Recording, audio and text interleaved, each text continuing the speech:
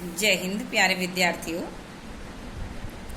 आज हम राम लक्ष्मण परशुराम संवाद की तृतीय पद्यांश का अध्ययन करेंगे, सस्वर पाठ करेंगे, भावार्थ समझेंगे।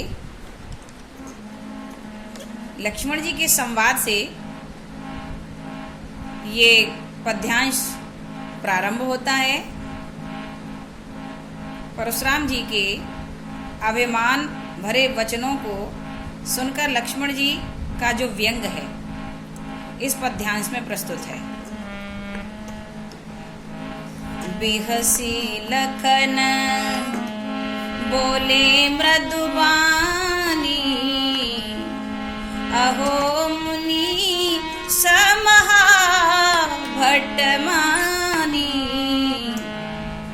पुनि पुनि मोही दिखाव कुठारू, पुनि पुनि मोही दिखाव कुठारू, चहत उड़ा वन फूंकी पहारू, इहाँ कुंवरवतिया को नाही, इहाँ कुम्हड़ बतिया को नाही, जे तरजनी देखी मर जाही, देखे कुठार सरासन बाना, मैं कछु कहा सहित अभिमाना,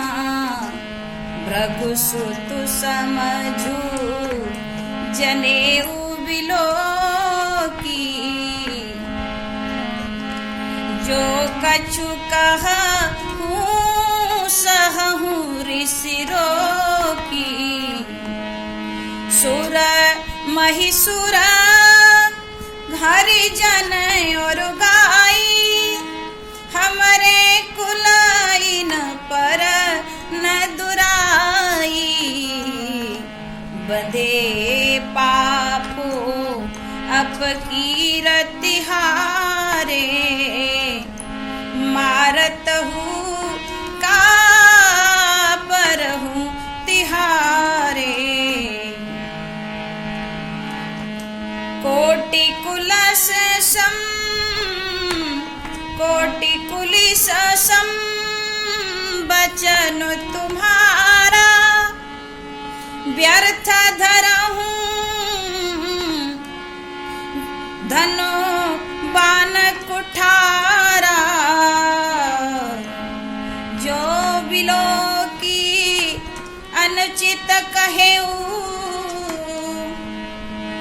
क्षमहु महामुनि धीर, सुने सरोष भृगुवंश मणि, बोले गिरा गंभीर, बोले गिरा गंभीर।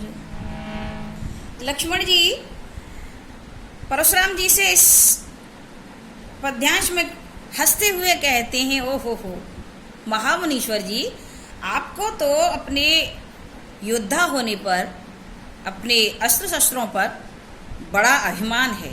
बार बार मुझे आप ये फरसा दिखाते हो, मुझे डराना चाहते हो, पर एक बात समझ लीजिए, यहाँ कुमड़े का कोई फल नहीं है, यहाँ छुई मुई का कोई पेड़ नहीं है जो आपके धमकियों से डर जाएगा, सहम जाएगा, तर्जनी उंगली दिखाते ही मुरझा कर गिर जाएगा।